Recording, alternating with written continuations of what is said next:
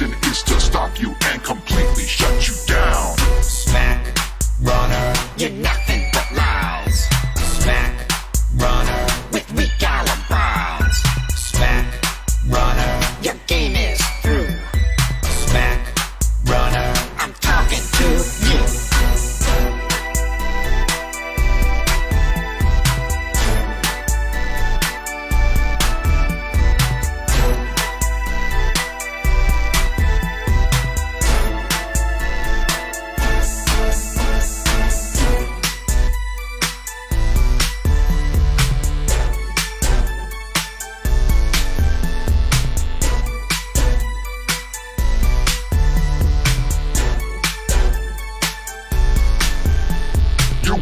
Like the garbage that gets sent to the dump. You and your whole crew are nothing more than some chumps. It's time to take you out and kick you straight to the curb. My mission is to silence you and keep the game pure. Smack, runner, you're nothing but lies. Smack, runner, with weak alibis. Smack, runner, your game is through. Smack, runner, I'm talking to you.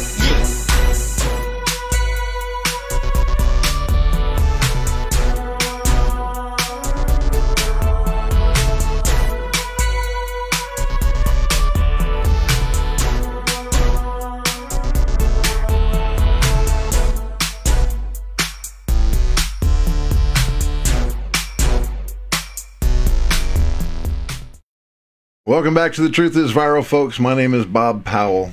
And I was going to ask you how you liked the song, my theme song. That's Smack Runner by my boy Magatron. We were both DJs back in the day down in South Florida. Magatron, James McCauley, ruled Miami. I ruled Fort Lauderdale. We both had our own radio shows, hot mix radio shows that we broadcast live from clubs. We were in competition for several years, and we had a good time, and we're going to have a good time tonight too on The Truth is Viral. Now, I've got a confession to make. I do a lot of pre-production on my show, and the reason why is because I like to make it look as professional as possible. Nothing wrong with that, right? Well, sometimes, because I'm always searching the web to find the latest news for you, I run just a little bit behind. And at the moment, we are 4 minutes and 45 seconds behind. So I'm gonna bring you this wonderful prepackaged show. Well, the first half's prepackaged, last half I like to wing it, but we're going to bring you all this information that I've gathered over the last 24 hours. It's going to blow your mind. Okay, we've got an FBI agent by the name of McClean who was coached by Christine Blasey Ford on how to pass a polygraph test. And if you recall, the prosecutor from Maricopa County, Arizona, had asked Christine Ford Blasey if she had ever prepared somebody for a polygraph test, and she said never. Those were her words, never. And you're going to get to see her say that in just a couple of minutes. And it was a perjury trap. They set her up to be caught, and she was caught in a couple of different lies. So Christine Ford is history. I believe that the nomination of Brett Kavanaugh to the Supreme Court will be confirmed by the Senate sometime this week, and it's going to be glorious. These deep state liars are all getting brought to the dock, and they're being exposed. And we're going to talk about Julie Swetnik too. You know, that's the woman that accused Brett Kavanaugh of running rape gangs, where they would drug women and gang rape them in a bedroom somewhere, somehow, sometime, some way.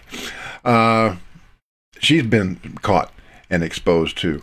And the story that her ex-boyfriend tells is horrific. It's just disgusting. It's typical of the deep state and, frankly, these progressive liberals in general. There's nothing progressive about them, folks. They're regressive. They're demonic. is exactly what they are. And I'm glad that they're getting caught. Yeah, I'm going to bring you some new information about creepy porn lawyer too. This guy is a real piece of work. Such a liar. I don't like liars. I really don't. Have I told lies? Well, sure. But not for many years. I met my wife in 1989, and she taught me that it's always better to tell the truth, and it's true. Because when you don't lie, then you don't have to tell more lies to cover up that lie when you get caught, right? And I've grown accustomed to telling the truth because it's powerful. It really is. And when you do that, nobody can come back on you later and say, well, you said this and you said that. But, you know, when you're telling the truth, you don't have to try to remember what you said the last time. You just recall what you said. And it's really good. Let's see, how much longer have we got here? 2 minutes and 20 seconds. I apologize, but you're going to love the show. Don't click away because it's great. And we're going to talk about Whoopi Goldberg, too. This woman is a real piece of work, folks. Nasty as nasty can be. She is totally demonic. I don't know what her problem is, but she's got a big one. These liberals are just absolutely losing their minds. On The View yesterday, she said that Donald Trump's 7-year-old grandson was probably going to grow up to be a sexual predator. I mean, how low is that? And it was his birthday. That's why they were talking about him. Little 7-year-old boy, real sweetheart of a looking kid. And Whoopi Goldberg attacks him. It's awful. It really and truly is. And you know, these liberals they're violent too. They don't just talk a bad game. They're violent. I'm going to show you something right now that's going to just boil your soul. They not only attack you verbally, but they attack you physically as well. And I caught an instance of that today that I'd like to share with you. And you're not going to like it one bit. This video was captured at a pro-life protest where pro-life and pro-choice protesters were together in the same vicinity, and the pro-choice protester physically attacked a woman. He was a man wearing a satanic necklace. Look out for that. He's wearing a satanic necklace, a pentagram, and he attacks a woman, just kicks her. And I don't know what to say other than to just show it to you.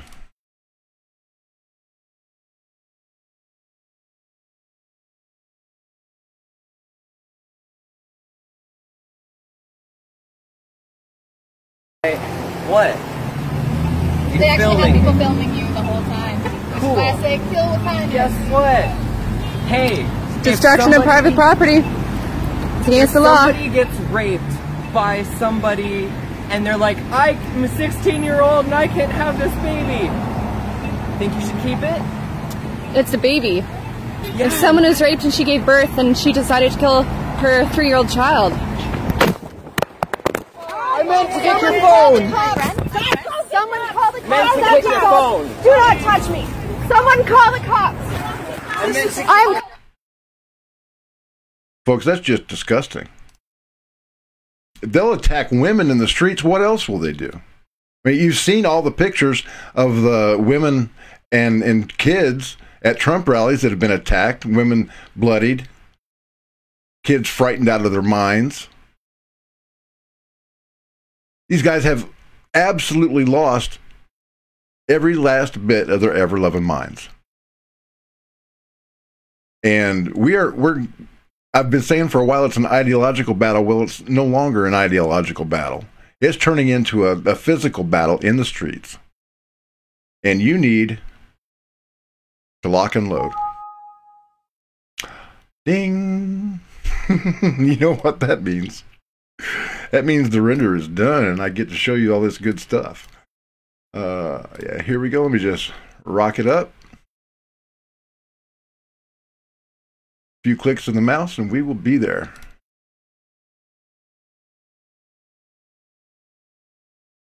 All right, here we go. You guys ready to party? Here it comes.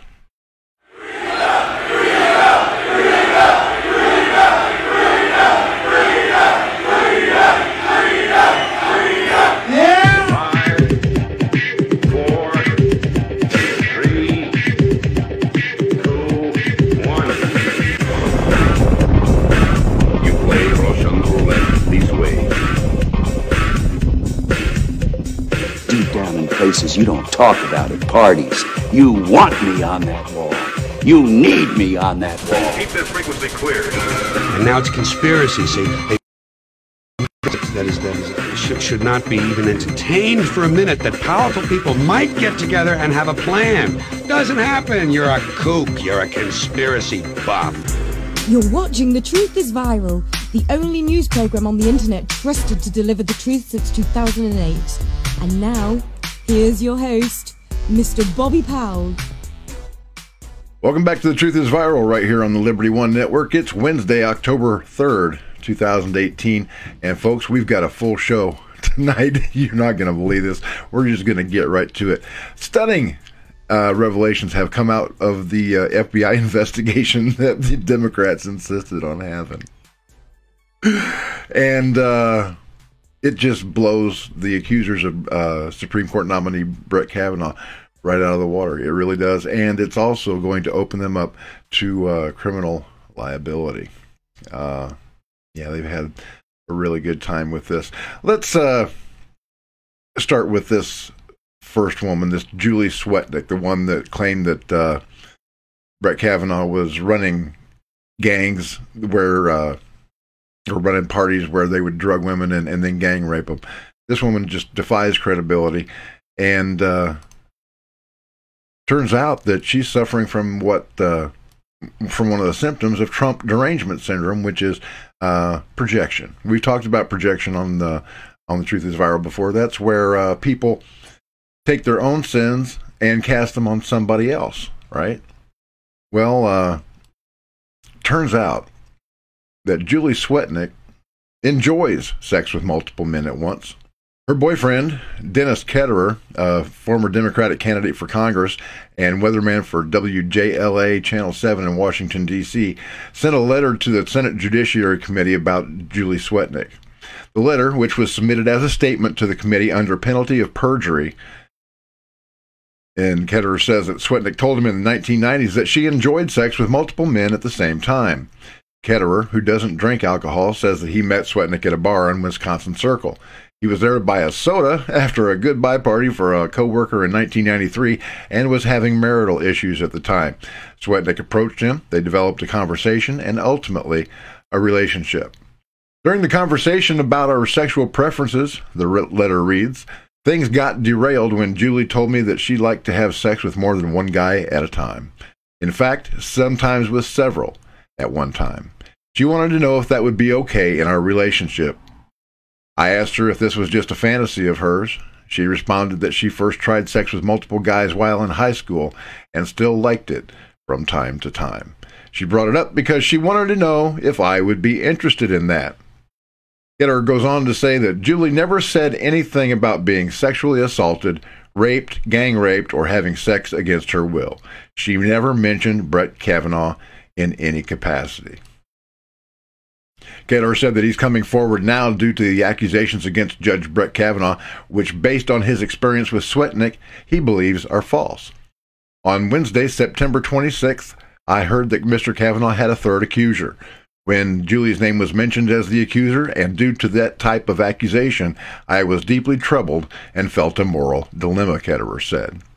As I watched part of the afternoon confirmation hearing the next day and saw Mrs. Kavanaugh looking so sad, I felt that I needed to know that in this instance, her husband was being mischaracterized.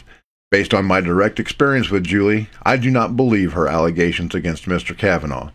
Ketterer revealed that he was also a victim of sexual abuse as a child. I know what it's like to be sexually assaulted and not believed. I was 9 years old when it happened, at the hands of my grandfather's best friend. I also know what it's like to be accused of something significant that I did not do and not be believed. Okay, so these folks are bad. Not all of them, obviously, as Mr. Ketterer's letter shows. At least he's being honest.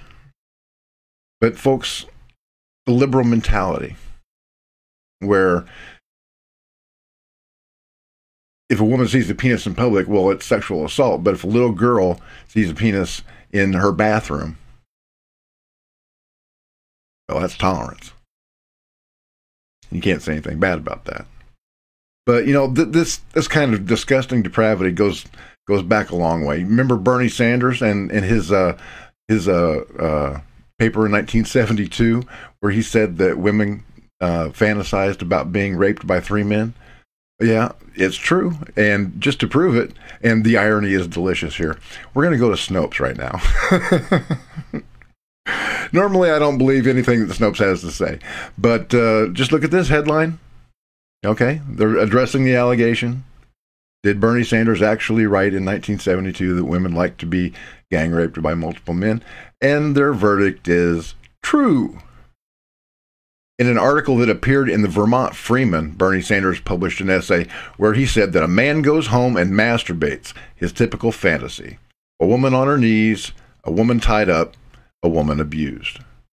A man enjoys intercourse with her man, as she fantasized being raped by 3 men simultaneously.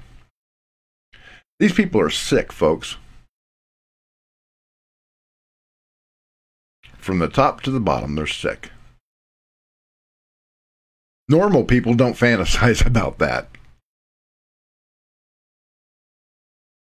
And I think it's time that we just forgot Julie Sweatt Nick, except for maybe referring her for possible criminal charges for lying under oath.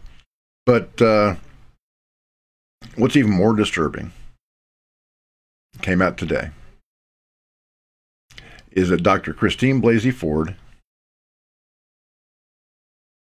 appears to have lied to Congress. But first, a short word from our sponsor, Avenatti for President 2020. Have you slipped and fallen, or accidentally been gang raped, or even sexually assaulted?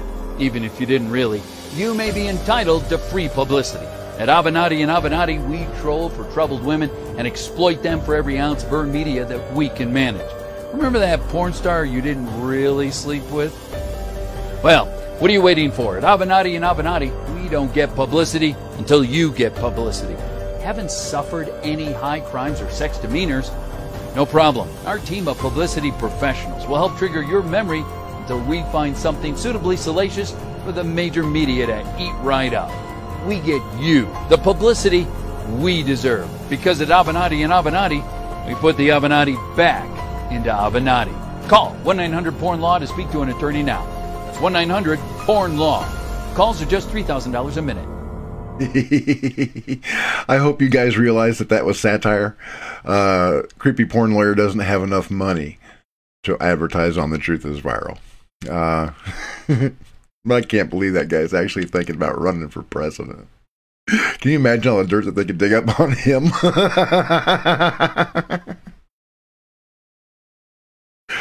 So, yeah, let's just throw him and his client, Julie Sweatt Nick, into the bin of history and move on to some real news.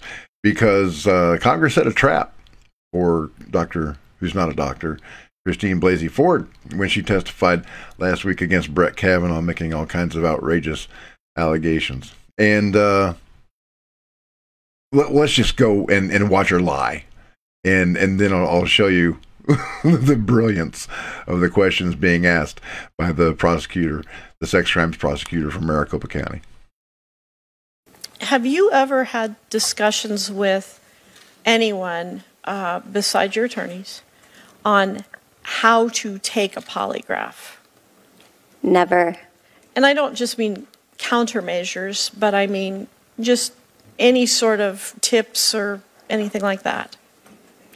No, I was scared of the test itself, but was comfortable that I could tell the information and the test would reveal whatever it was going to reveal.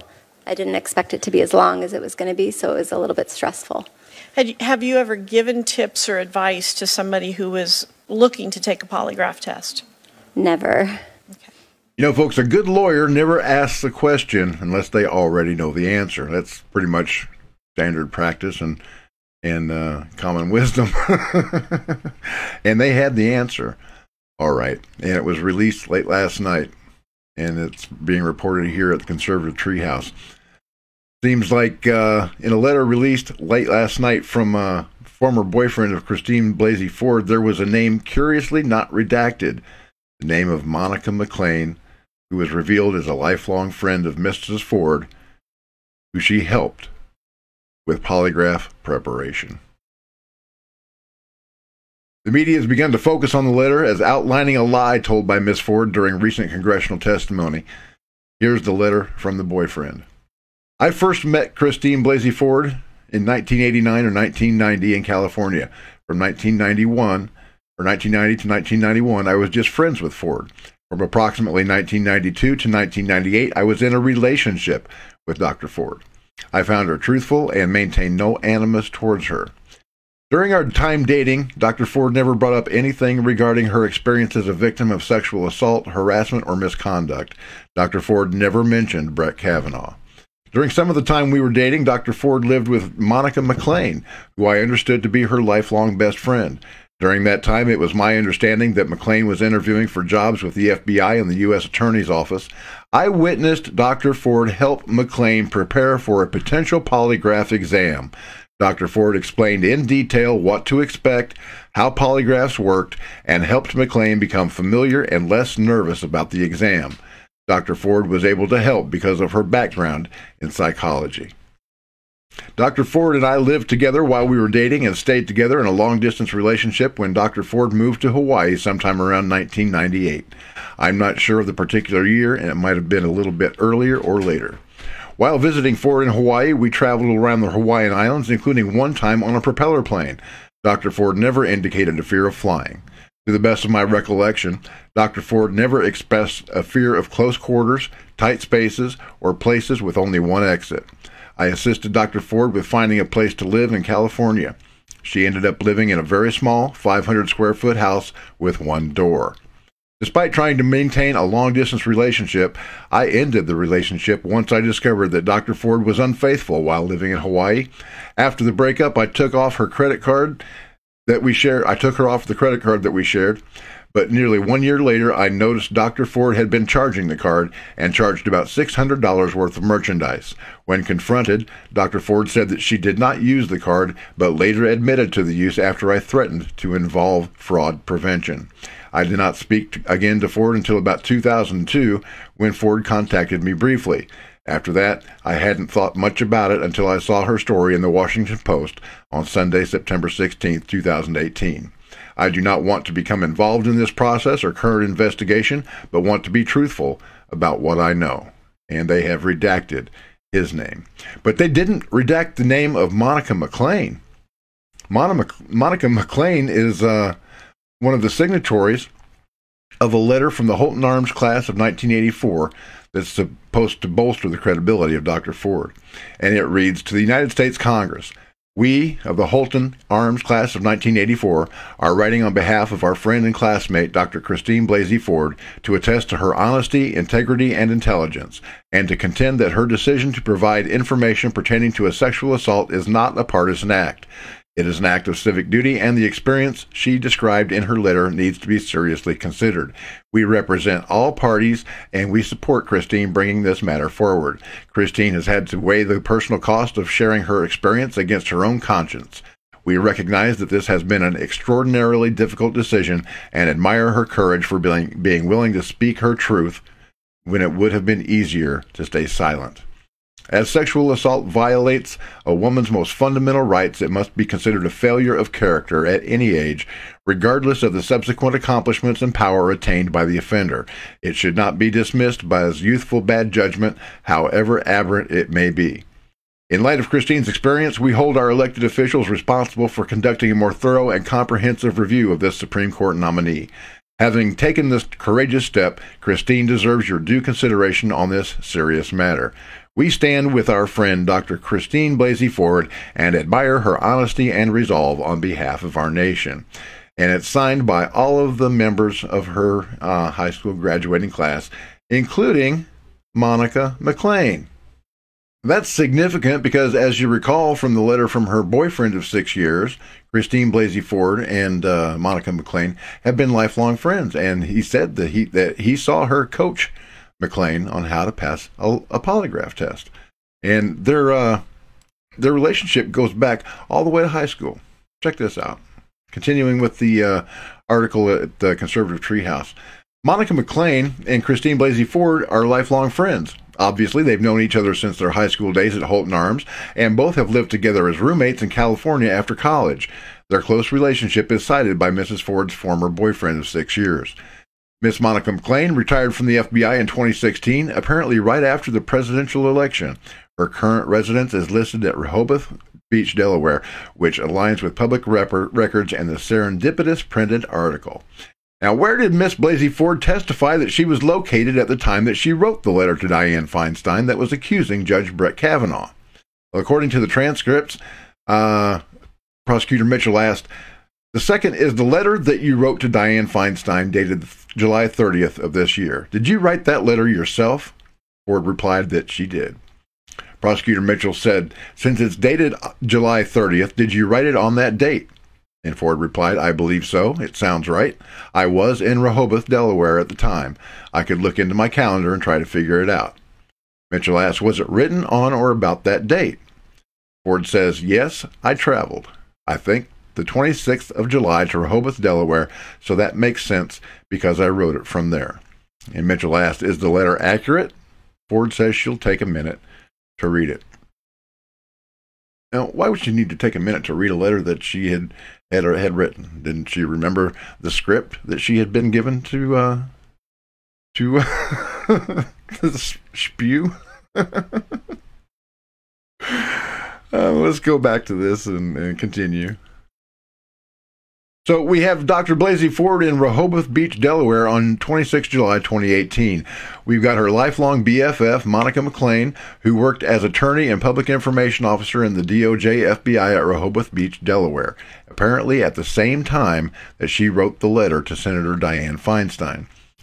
Miss Blasey Ford and Miss McClean, the BFF that she coached on lie detector testing, together for the first 4 days leading up to the actual writing of the letter. They were together from July 26th to July 30th.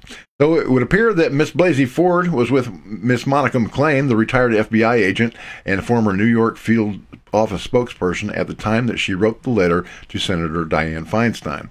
That would certainly begin to explain quite a bit about who exactly was handling Miss Ford and how there would be an intentional effort from a subject matter expert on how to best position the attack against Brett Kavanaugh. Who better to help scrub the internet history and know what processes and people to enlist in such preparatory work than a retired lawyer who worked deeply inside the FBI? Not only did Miss McClean possess a particular set of skills to assist Miss Ford, but Miss McClean would also have a network of DOJ and FBI resources to assist in the endeavor. A former friendly FBI agent to do the polygraph, and a network of politically motivated allies. So does the appearance of FBI insider and former deputy FBI director to Andrew McCabe, Michael Bromwich, begin to make more sense? You know, Bromwich was the guy with the beard that was seated next to Christine Blasey Ford during her congressional testimony. Do the loud and overwhelming requests by political allies for FBI intervention take on a different meaning, or do they make more sense now? Standing back and taking a look at the big picture, Could it be that Miss McClean and her team of ideological compatriots within the DOJ and FBI, who have massive axes to grind against the current Trump administration, are behind this current endeavor? Considering all of the embattled, angry institutional officials, both former and current, and considering the recently fired DOJ and FBI officials, and considering the officials currently under investigation, and considering the declassification requests which will likely lead to the exposure of even more corruption, could it be that these elements wanted to do something, anything, to get back at the executive branch and possibly change the tide? If so, and I think the likelihood is good, the writer opines, doesn't everything known just easily reconcile if you think of Miss Blasey Ford as a tool for these ideologues? If Miss Monica McClean and her allies wanted to strike, she couldn't be the visible face of the confrontation because she was retired FBI. It would be too obvious. She would need a patsy, a friend who could deploy the hit on her behalf. It would take somebody that she could shape and easily manage and guide, someone who could be trusted and at the same time be trusting of them. It is quite likely that Miss McClean selected and recruited her lifelong friend, Miss Blasey Ford, to do just that. Folks, Monica McClean is as deep state as they get. They're getting desperate. Anything to stall the nomination of Judge Brett Kavanaugh in advance of the midterms. And they're getting sloppy, they're making mistakes, and they're getting caught. And it's glorious. You know, the Bible says that every hidden thing will be exposed. And in Revelation 21:8, it says, all liars will go to hell. And while that is a sad thing to think about, I still am glad that all these lies are being exposed, that the deep state swamp is being drained every single day by President Trump. It's great. Oh, there's one other photograph that I'd like you to see that was published by Conservative Treehouse. Check this out. Miss McClean with creepy porn lawyer Michael Avenatti. I don't think that there can be any doubt now that this whole thing was just a massive setup by the deep state and the satanic forces that are behind it. Folks, these people are evil. There is nothing that they won't say, nothing that they won't do, no lie that they won't tell, no depth to which they will not stoop in order to derail President Trump's history of winning. He's actually making this country great again. And I'm sure that we'll be hearing more about Miss Monica McClean in the days ahead because, oh yeah, she's going to get subpoenaed to testify. You watch and see. And I can't wait till all these deep state traitors are locked up. Every single one of them. All these liars locked up. Lock them up. Lock them all up. This is sedition and treason. And it needs to be treated accordingly. But apart from the implications of how this is affecting the nomination of Judge Brett Kavanaugh to the Supreme Court of the United States, there's the larger consideration of ethics and lying, you know, like I said, and how false rape accusations ruin lives. Just take a look at this case of these 4 dentists out in California who were accused of raping a woman at the Wynn Hotel in Las Vegas. These 4 dentists, including 3 brothers who had faced rape charges for the alleged assault of a woman at the Wynn Las Vegas, had all charges dismissed in court Monday. Charged were Ali Badkubde and his brothers Pariah Edelat, Saman Edelat, and Sina Edelat. The charges included sex assault, conspiracy to commit sex assault, and first-degree kidnapping for the late July incident. Prosecutors dropped all charges during a very brief hearing Monday before Las Vegas Justice Court Judge Eric Goodman. After a review of the facts of the case, it was clear that the allegations were completely fabricated, according to lawyer Robert Draskovich, who represented Badkubde. And the video evidence confirms the men's innocence, and the state has cleared them of all charges. So yeah, false rape accusations can ruin lives. I'm sure those guys went through hell. Just getting arrested is not a pleasant experience, and having their lives disrupted. And we've gone over other false allegations in the past, like the Duke Lacrosse case and others. The Marine Corps officer who recently won $8 million from his accuser for the false allegations that had ruined his career, and the women that have gone to prison for making these false accusations, and they should go to prison too. And this is something that's very personal to me. I'm going to tell you a story that I told when we were watching the hearing live last week, but it might have gotten lost somewhere in the 9 hours of coverage that we had here on the Liberty One Network. My own son was accused of rape by a girlfriend. We didn't know anything about it. All of a sudden, one night, a sheriff comes to knocking on the door, and he wanted to talk to my son, and he, before I would allow that, I said, well, what's being alleged? And the sheriff told me that his former girlfriend, who we thought was still his girlfriend at the time, had filed a report stating that my son had choked and raped her. Well, I knew immediately that that wasn't true, because whenever that girl was in the house, she was no more than 5 feet away from me. Due to the proximity of my room and my son's room. Had something like that occurred, I would have heard it. So I just told Adam, don't say a word. We're getting a lawyer. And the sheriff went away. And we received a phone call later in the week that the prosecuting attorney was declining to press charges due to a lack of evidence. Now, remember projection. This is very important. It happens all the time. A couple of months later, the young lady that had accused my son was herself arrested for sexual assault of a minor. It seems that she got a little boy, a little boy, 14 years old, drunk, and had sex with him, and left him naked in the road to be found by somebody else. And she was eventually convicted of that crime. That's too bad, because I really liked her. I have no idea what caused her to make that allegation, other than just mental illness. So my son was exonerated, and justice was served, and she spent some time in the pokey.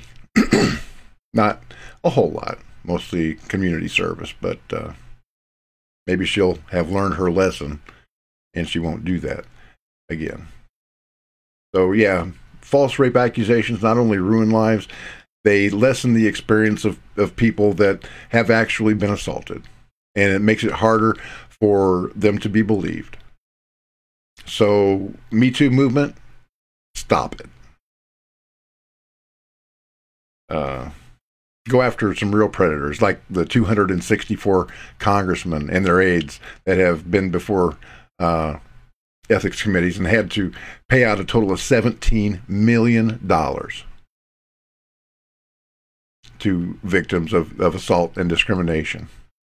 Let's get their names out there. If Alyssa Milano wants to do something constructive, well, she can join my We Want Names campaign and demand that Congress release those names of all the congressmen and their aides that have been accused of sexual assault and discrimination, and had to pay $17 million of our tax dollars in order to settle those allegations. When we come back, we're going to turn to Whoopi Goldberg, who said that President Trump's 7-year-old grandson was probably going to grow up to be a sexual predator.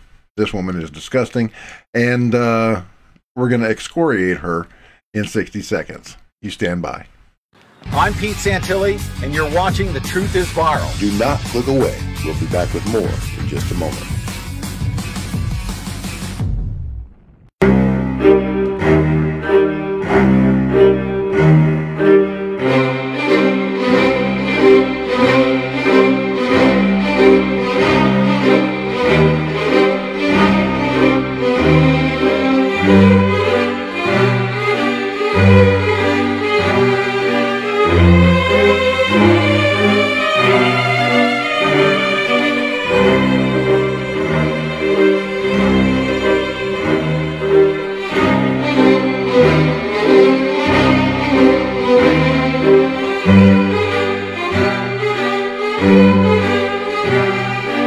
You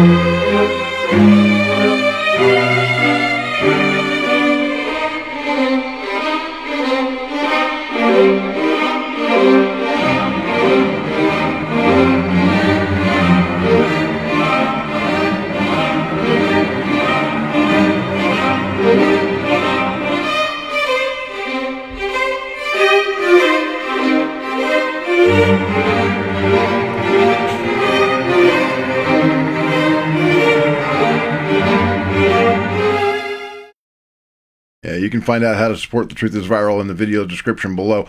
I do not receive a paycheck for this, folks. Don't have a sponsor.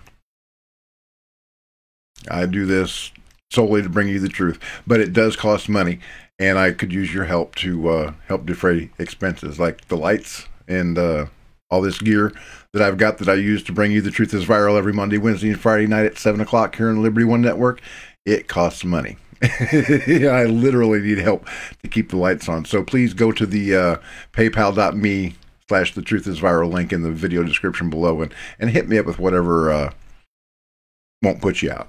Okay, but I'd like to remind you that if you are on a fixed income, if you're on Social Security or disability or something like that, I do not want your money. Trust me, I know what it's like to live on a fixed income. What I would like to ask you folks to do is just like, comment, and share these videos so that we can get the truth out there to those folks that really need to see it. Okay, so let's go to Whoopi Goldberg. This woman is a real gem. Or not. She's actually sick. She implied on yesterday's episode of The View that Donald Trump Jr.'s son must have abusive tendencies. Let's just go and watch this dreck.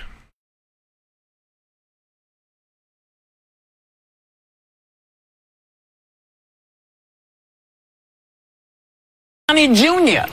gave an interview about who he thinks will be impacted the most by this. Take a look.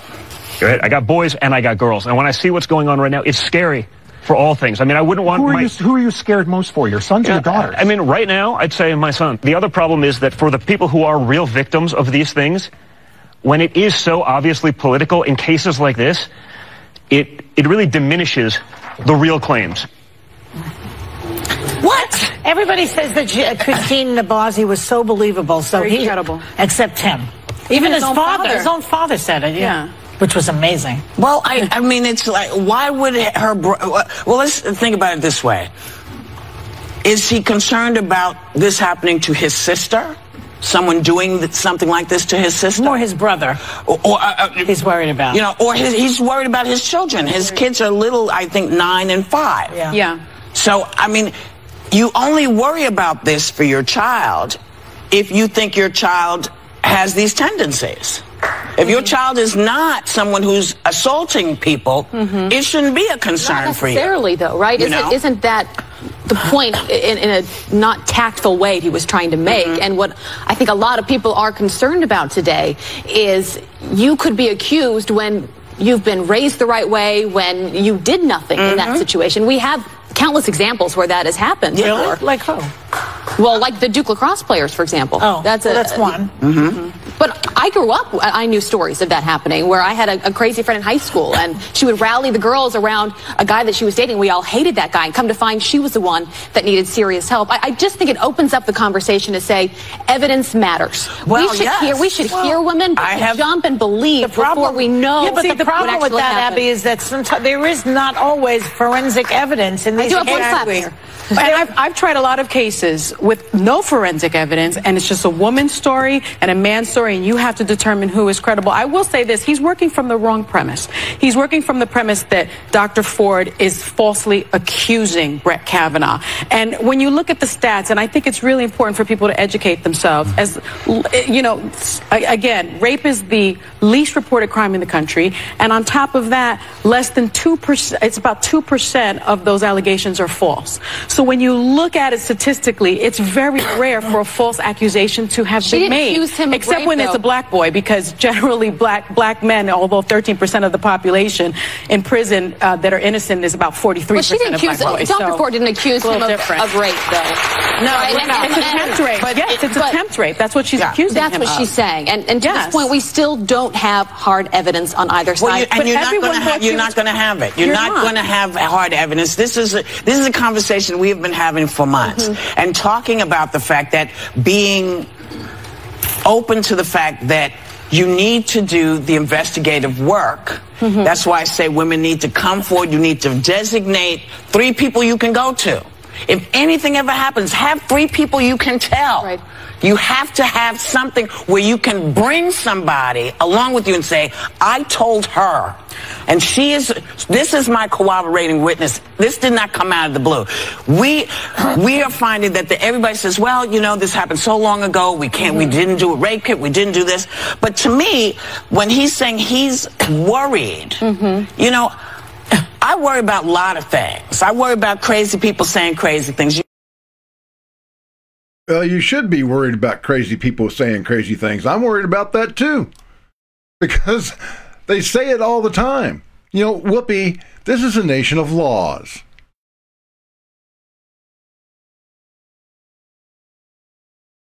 And evidence has to be presented if you're going to make an accusation like this.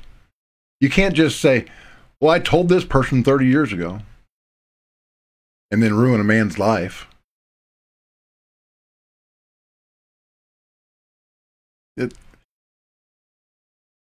Laws rule us, not emotions. At least that's not the way it's supposed to be.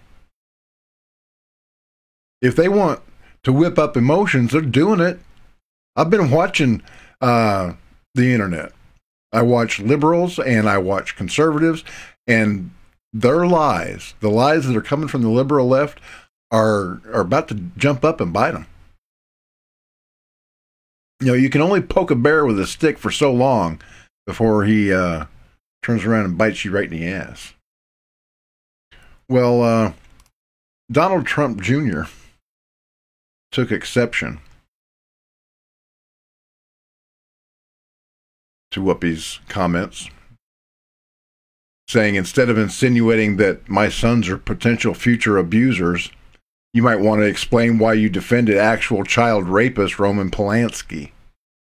Because Whoopi had at one time said, I don't believe it was rape.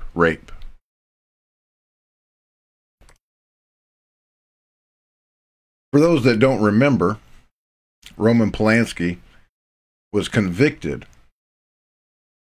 of rape and sodomy of a 13-year-old child. But he gets awards 30 years after the fact. At the Academy Awards, they stand up and they cheer for him. They're going to remove Donald Trump's star from the Hollywood Walk of Fame, but they're leaving up Bill Cosby's. Juanita Broderick, who states that she was raped by Bill Clinton, her story's being ignored. They only care about pursuing allegations of sexual misconduct when it's against a Republican. They will defend a Democrat tooth and nail. They're hypocrites. And I seem to remember Jesus Christ fashioning a whip and running after the money changers and beating the snot out of them, calling them hypocrites and vipers for desecrating his father's house. So we can be righteously angry. And there are a lot of conservatives who aren't necessarily Christians. And they don't share our peace-loving ways. In the last few minutes, I'm just going to bring you a couple of funny things. This is great. Michael Avenatti, the creepy porn lawyer, has been bugging Mike Davis, the chief counsel for nominations at the Senate Committee on the Judiciary, demanding that Julie Swetnik's allegations be heard and that an FBI investigation be conducted before Brett Kavanaugh's nomination can move forward. Well, Mr. Davis kind of got fed up with his badgering and sent him this email. He says, Mr. Avenatti, we have already reviewed your client's allegations. We focus on credible allegations. Please stop emailing me. Thank you, Mike Davis. And I feel sorry for Mike Davis because Creepy Porn Lawyer posted up this whole email, including his cell phone number. So poor Mike's going to have to get a new cell phone now. Pretty sure the liberals are going to come after him too. But that's okay. It was worth it. Oh, my goodness. Oh, here's another little interesting ditty that just came over the wire. The wire. Twitter. Where is it? I had it here just a second ago.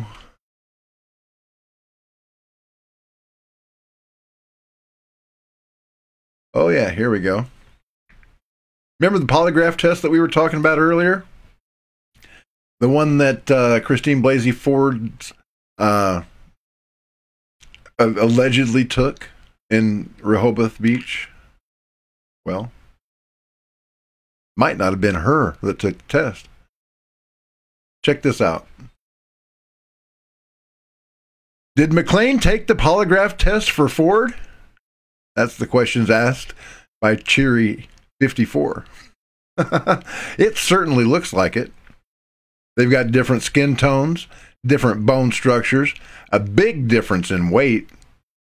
These pictures were taken only a month apart, and she says, I'm not buying it. I'm not buying it either. I absolutely believe that they could have done this. I mean, I don't know why. She was only asked 2 questions during this polygraph test. But the Senate Judiciary Committee has asked for all of her records, her therapy notes, and polygraph results, all that good stuff. And I hope that they get them. Oh, this is a good one. More liberal lunacy. There's been a suggestion floated that social justice warriors, you know, like Trigglypuff, be included in the definition of veteran. And Johnny Joey, one of my brothers, a Marine that lost his legs in Afghanistan, thinks that suggestion is laughable. This is great. Listen, if you need a title, a pat on the back for your hard work that you choose to do, by all means, take it, run with it. I don't need the discount at Starbucks. I don't need the discount at Walmart. But what's important here to understand is that as a country, we choose this term and we choose this reverence for the term for the simple fact that these men and women, these G.I. Joes, G.I. Janes, they're regular people. They didn't go to private school. They didn't get their feelings hurt at the unfairness of things. They chose to serve their country, and they chose to do something that transcends these tit-for-tat politics that we play here in this country sometimes. They put their lives on the line for people that wanted to do us harm, and more importantly, wanted to do them harm. This was a life or death choice. You know, men or women who are memorialized in granite and marble are usually buried 6 feet under it as well. So this term, and because if you read the article, he talks about some of the monuments in Washington. Right. This term veteran is something that's small, but it's a big sentiment, and it's something we choose to do as a country. We don't institute it or make it something that you have to do when you talk about these discounts and recognition. So it's pretty laughable that this is so important to him for social justice warriors. So the term veteran goes far beyond those that serve in the military. In some instances, we have you know, boat captains and aircraft pilots from World War II who contributed directly to the war. And every year, 60 years, 70 years later, they're still lobbying for that term. So it's something that we hold in reverence, and it's something that comes that's not given lightly. And so you have these people who actually contributed to a cause and put their lives on the line, and even they don't yet rate or haven't yet been given the term veteran or any of the benefits that apply. By all means, someone like Martin Luther King Jr. should be called a hero. I don't care, call him a veteran, put him in Arlington. He deserves to be in a place like that. He changed this country for the better. But to say this term applies to everyone who might get upset and hold up a sign somewhere, that doesn't make any sense at all. And I'm not surprised by it, but I do find it almost funny that that's the angle he wants to take. Yeah, it's funny, it's laughable, it's ridiculous. You know, I'm honest, I'm not a combat veteran. I was in a combat MOS. I was a 0341 mortar gunner, but Ronald Reagan was my president, and the world didn't dare mess with us then. So I never got to see any combat. But those that have are special. They're an elite. And they deserve all the respect that we can generate for them. These social justice warriors, if they want to be called veterans, well, they might be veterans of a second civil war before this is all said and done. And I don't hold out any hope for the Dildo and Bong Brigade to do very well in that battle. So don't forget, if you have the ability, please go to bobpowell.blogspot.com, hit that PayPal button, or hit the PayPal Me /The Truth is Viral link in the video description below, and help me prosecute my mission of saving lives and winning souls for Jesus Christ in these very last days. Don't forget to join me on Gab AI, on Spreely.com. That's a very important new platform that you guys really need to take advantage of, and everywhere else that we've got a presence on the internet. You've been watching The Truth is Viral. My name is Bob Powell. I'll be with you again on Friday night, Red Friday. Remember, everybody deployed. Make sure that you wear your red shirt. Thank you for watching. And as always, God bless, Semper Fi, and hoorah. I'll see you Friday night at 7. Thank you for watching The Truth is Viral with your host, Bobby Powell. Make sure to follow The Apocalypse on Twitter at The Truth is Viral. Like The Truth is Viral on Facebook, and if you can, please remember to donate to the cause via PayPal at www.bobpowell.blogspot.com.